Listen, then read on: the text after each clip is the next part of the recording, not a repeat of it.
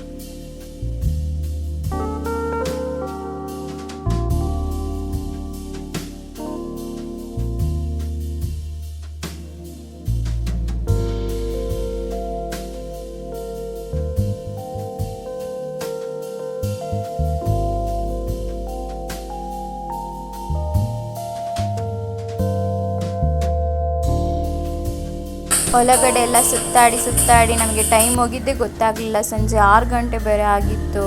ಯಾಕಂದರೆ ನಮಗೆ ಇಲ್ಲಿ ಮುಗಿಸ್ಕೊಂಡು ಬೇಗ ನಾವು ಶಿವಾಜಿನಗರಕ್ಕೆ ಹೋಗಿ ಅಲ್ಲಿ ಸ್ವಲ್ಪ ಶಾಪಿಂಗ್ ಎಲ್ಲ ಮಾಡಬೇಕಿತ್ತು ಅಂತ ನಾವು ಸ್ವಲ್ಪ ಬೇಗನೆ ಹೋದ್ವಿ.